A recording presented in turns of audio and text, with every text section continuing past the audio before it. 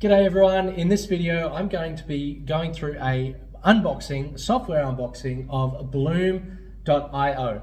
It's for creatives, it's like a business management tool, but we're going to go check it out. So I'm Avon Collis, business automation specialist at Relevate, and let's have a look at the website, let's go through some of the features, let's have a look at some of the pricing, and let's just see what it's going to do for you in your business, and then we'll also go have a look at some of the features as well. We'll sign up for a trial, have a dig around. Let's dive in. But before we do, I want to point out that this is like a point solution. It's kind of like one of those tools that looks really good, clicks really well, and you'll probably find a lot of similarities to some other platforms. So if it's got a lot of good marketing and if it looks very similar to a lot of other things, doesn't really stand out. It's not really going to make a huge impact for your business. But I will reserve judgment until I have a look in the system and I can tell you whether or not I think it's going to be any good for your business. All right, let's have a look. Okay, so I'm on the homepage now, so that is Bloom.io, if you can see it up there. And it's saying it's a CRM for professionals, let's say. So let's have a look through. So we've got some sort of Kanban board statuses, so basically traffic light system, a little bit of financials. Let's have a look down here. It's recommended by some people. Keep having a look. All right. Okay, so we can see it's got some invoicing capabilities, project management, digital signatures, showcasing in galleries, pricing packages, and it boasts a whole bunch of other features here. It's good that we've got both Google Play and Apple Store. I think a lot of times these sites will often just have a web page, but mobile optimized certainly means that the thing is going to get used more often. It is also, sometimes you see some companies will go just to App Store and not to Google, or vice versa. So it's good that they've got both. Integrations, we love integrations. We want to make sure that it can talk to other things. Let's have a look what else. Okay, so it's got some comparative features here. One thing I'd like to note with feature comparison pages is that quite often they're not going to highlight the features that may not be specific to you or that are relevant to your kind of business and what you're trying to achieve. The pricing pages that they're going to use, or the pricing features that they're trying to evaluate on, are ones that they're very strong at, and not that the other platforms are very good. I have read through and seen a couple of companies that are really deceptive in the way that they do their pricing. For example, presenting the enemy or the other software vendors as their annual pricing plans, but then showing theirs as the monthly pricing plan. Now, if you think about it, their monthly pricing was actually more than the annual of the other software tools, and almost all the other software tools offer monthly payment plans anyway. So I really don't like it when I see companies trying to tell you that they're better when really they're exactly the same, if not worse, but they've just done so with a very effective pricing page structure. So we can see here they've highlighted the features that they're good at. So we've got the contract signing, project management, portfolio. Now I can tell you, being also a Zoho partner, you do have contract signing, project management. You definitely have a project app.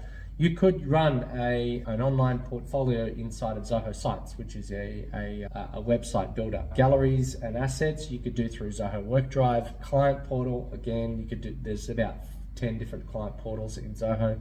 It just depends on how detailed and how nuanced you want to get with the features. That self-booking, yep, there is a self-booking feature. So yeah, basically, like I said, they can be a little bit deceptive. Here we go, case in point, HubSpot, 45 to 3,600 a month. Well, HubSpot does have a free plan as well. So their lower bracket probably doesn't necessarily equate the same. And their upper bracket, geez, I've seen some HubSpot pricing 10 times that. So I wouldn't really be too bothered about the 3,500. It's not all cut and dry is what I'm trying to say. So it may be good, it may not be good. I don't know yet, we haven't looked inside. But the pricing is not always the clearest example of what you're going to get for your money. All right, so now there is a starter trial and there is a standard trial. Now to get the standard trial, I had to put my credit card in. So I decided not to do that, so we're actually going to go for the free trial just to see what it gets, and then we can extrapolate from there. So here we are, I've put in all my details. I did go through a questionnaire to get to this point, and I've selected the free plan. I'm going to click on start free, and now it wants me to download the mobile app. Okay, so we're not going to do that right now. We'll go to the dashboard and let's have a look. Okay, so I can see we've got a pretty standard looking dashboard. Obviously it's trying to do the upsell straight away. Normally, what this pop-up is doing is giving me a walkthrough. So you've got different platforms, things like WalkMe, etc., that try to talk you through the stages on actually getting set up in the platform. It's saying set up your brand, add a payment method, create lead capture form, things like that. So we could go through that, or we could just skip it and I can talk you through the pages. All right, so we've got some indicative details in there, total leads. So we've got some dummy content in straight away. So we've got project 1, sample project 2 and 3. That they've got the weather in here. I think that's really quite good, particularly in a creative businesses, if you know they're kind of indicating weddings and special events. So you probably have to be, you know, particularly if you've got an outside event where you're organizing for people to be there, wedding that you've got to do photography for, you know, the lighting could be quite useful, sunrise and sunset.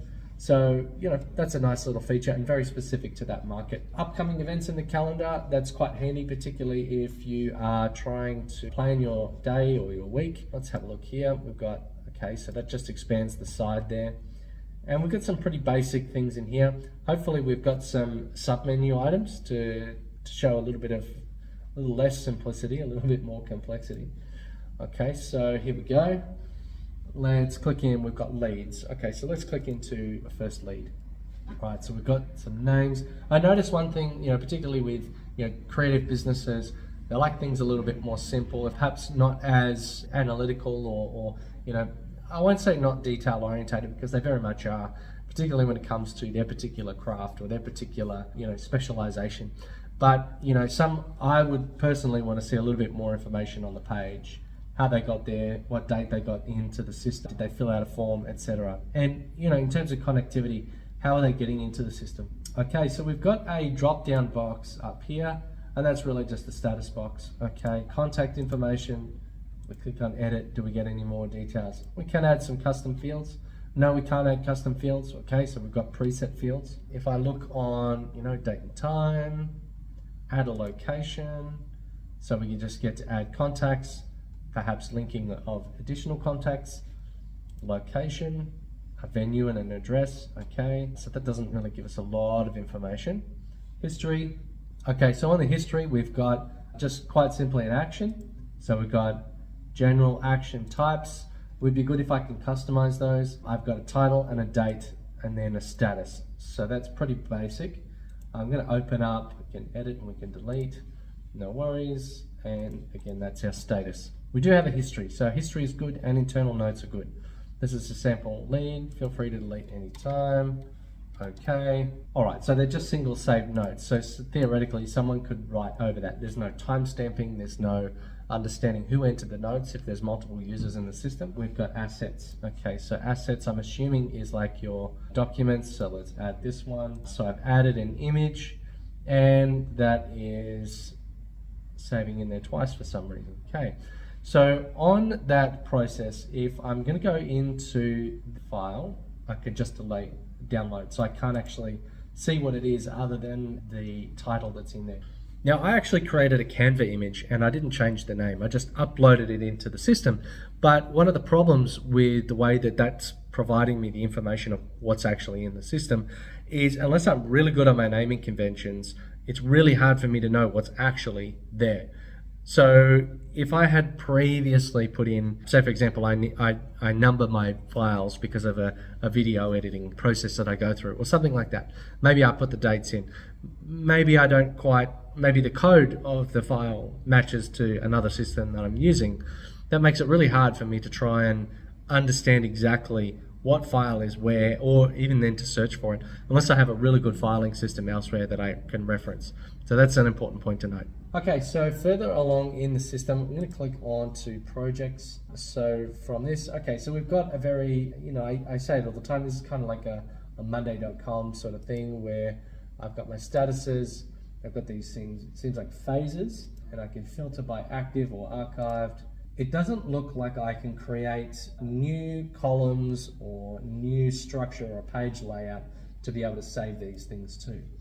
So if I create a project, it's got some statuses, it's got title, workflow, a contact, add invoice, and I'm done. So I can sort of feel like this is quite restrictive if I add a new form. Lead capture, instant booking, questionnaire schedule. It seems like I'm very constrained in the structure of this and I can't really change much. If I add a note, let's add a recipient. This is a test, add a form. Okay, well, I do like the ability to be able to extend out and create, capture information, because we all love OPE. OPE is a really important concept, other people's effort, right? So getting other people to fill information and then have it to come into your database so you don't have to touch it. The only other thing that I would want to put onto that is a verification or check mechanism to make sure that whatever data is coming through, that it doesn't overwrite your existing. For example, if you ask someone to give you bank information and then you send them a form, if they send it through again later, or someone grabs the link and happens to send bank information, they might accidentally change, or maybe accidentally on purpose, change the bank information that you have for your client. So I would want a verification process to perhaps give them a call and say, hey, did you actually make this change? Ideally, a way that you can capture information, have it update your database, and make sure that you can ensure that that is the correct information for the client. And relying on OPE, other people's effort. Other ones could be OPT, other people's time, other people's money, OPM, and there's a number of other variations. But basically, you want to try and outsource that effort to somebody else. So back on this, we've got some 3 basic forms, and it looks like I can create some custom forms to grab some additional information. But it doesn't look like I can customize the database to add any additional information. I do get a little bit of a history here, but I've just saved that record and that's not now not coming up yet. So perhaps I need to refresh. So from a database perspective, that has now loaded and we've now created that message thread. How do we know that that customer is going to respond back to that? We've put that there. We want to make sure that this has got some interaction with calendar, with your emails and or your calendar, which it looks like it might do. So if it can pick up all of your entries from your emails, then that's going to be a great way for you to get data into the system without you having to go through any extra effort. All right, I've just hit the plus button. I've just clicked on the calendar and it's giving me an option to put in a time, which is great. I would like to see that reflected on my own individual calendar. I can go forward and backward on the calendar. I can skip to different months. I can fast click to today. And if I go into contacts, here I've got here's my contact that I emailed just a second ago. And we've got tagging, so to help group them if you've got a lot of them. So you might have different types of clients. You can tag them in different ways. So here I am on Jeff Barnett. So we've got TV show, office, and events. So you might be able to see all of your events clients with one click if you're searching by the tag. Now let's go into here. So associate, client, model, vendor, other. So vendor is like your supplier, the people that you pay to get things done. Associated projects, internal notes. Let's click on these dots, send a message, new project, convert to lead, edit, archive, delete. Okay, great. Again, I'd like to see more information. I want to know all sorts of attributes. I'd love to be able to put some custom fields on here, be able to understand where they came from, how much they're paying, what kind of things they like, what they want to buy, what they would be likely to buy in future. In a small business, people can be multiple things to you. Not only can they be your friend, they can also be your customer, a supplier, a referral partner, a networking partner, any of those sorts of things. So you might want to get an extra field somewhere, and I like to use a multi-select pick list. So that way you can have multiple dimensions to a relationship. Maybe they're do not service because they're not paying you, or maybe they are a high value contact and you want to make sure they get a VIP service, or maybe they are a very good referral partner. Maybe they'll never do business with you, but it's really important to keep them in your database because they're some form of stakeholder. Maybe they influence the regulation around your industry. Things like that. These sorts of things allow you to have much deeper, much richer conversations with your contact base rather than just are you going to buy from me, yes or no? Let's have a look at profile. So the profile is your little database where you get to showcase your work, your portfolio. So here you can create a mini website and it looks like it gives me a little URL. That can be quite handy. I've seen people do it with Google Sites. I've seen people do it with a number of other activities or a number of other website builder channels, or even just building a simple WordPress. These days in Google, you can create a free Google site and people do their profile like that. So further down, obviously you've got a CTA, which is a call to action. We've got an about page, who you are, an item list. And again, the structure is very controlled here, so you don't really get a lot of ability to put things together. However, I will say that if you're not highly technical and you're really focused on doing your creative stuff, then maybe something like this could be really good for you, particularly if you're just trying to start out and you don't really have a lot of things to put in. Having a look in the settings, this is probably one of my favorite places to go. I love going through all the settings and just seeing what it is that I can do. So obviously there's my business details, my address. I can upgrade my account. Of course, I can upgrade my account. Why wouldn't I be able to? I can can add some branding. So I might want to put my green here, which is 99cc00. Add my logo, any of my specialties. I can add social media, site title. Okay, so a lot of that's for the website component. Payments. And we all want to get paid. Stripe is a great way to go, and you can connect Stripe to this. That's really bank transfer, obviously, if you're going to send your details. Now, we've got VAT number, so this must be some form of phone platform. In Australia, we've got GST, so sometimes we can obviously add Australian dollar and a tax rate, but I like the ability to customize what the number's called, which I don't think this one does. So if we go to Messenger, okay, so we've got a way to manage inquiries. I would imagine if we can customize the color, Messenger setup, maybe you can embed it on the website as an example. Forms, like I said, OPE, other people's effort, getting people to fill out information so that you don't have to go and figure it out and write it down. They can do it in their own time. If we click on templates, looks like we've got a few email templates or like project templates here. So let's click into one of those and have a look. Let's edit. Okay, so it's really just that line item or product template. If we go to contract, looks like you could send the contract to a freelancer. If we edit the contract, okay, this is it, clauses, and then they can sign. It's really just a terms and conditions area. We go to scheduling. All right, so kind of fulfilling the role of things like Calendly. It looks like you can connect it to Zoom, which is always a great way to go, particularly if you're trying to gather information and have meetings and have those sales conversations without having to go door to door. You can only limit it to meet 3 people in a day if you have to get in a car and drive, but you can meet with a hell of a lot more people if you can meet 5 or 6 people on Zoom back to back. I know we did some hiring the other day and we met with 15 people in one day, and that was a whole bunch of interviews.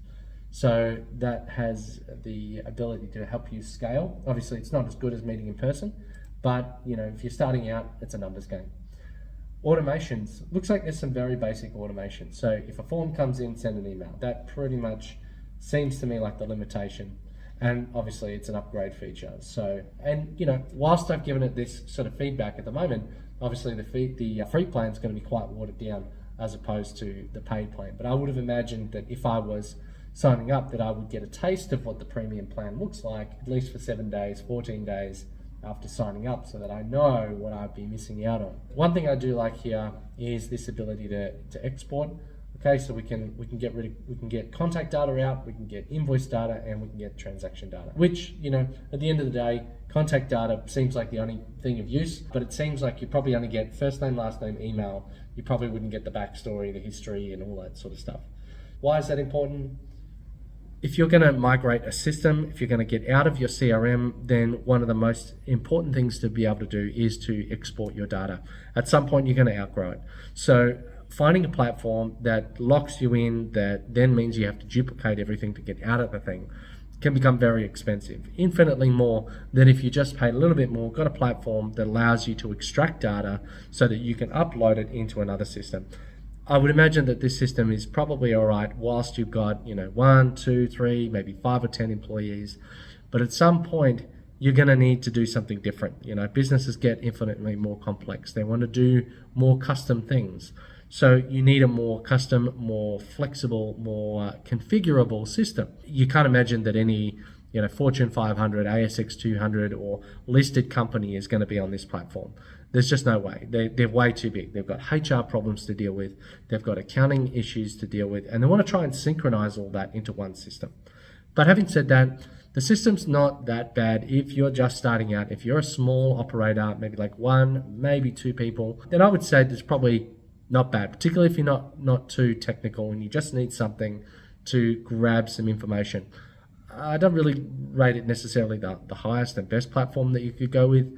You know, being technically minded, I'd always want to go with something just a little bit more complicated or a little bit more in the ability to collect and hold information. But if you just need to do the bare basics, give it a go. You can do it for free, so why not have a try? And I'm always willing to try new things. The only thing is with over 10,000 software products in the market, you want to be a little bit careful that you don't just go to the nth degree and trial way too many things. So hopefully these videos help you to decide, filter down to the ones that are worth trialing. I do have a comparison matrix where you can line up what is it that you need and then what is it that this platform offers as opposed to some other ones that you could potentially choose from. That'll help you reduce the switching fatigue that you'll get as you try a platform, get out of it and then try another one. So thank you for watching. I hope you got something out of this. Please do like, subscribe, and check out some of the other videos that we've got. We've got a few other software unboxing demos that might also be useful for you. If you're looking at this, then chances are you're probably going to be evaluating up against a number of other platforms. But do check out some of our other videos because they will help you in understanding what you need, why you need it, what to look for, and what to avoid. Otherwise, thank you for watching and take care.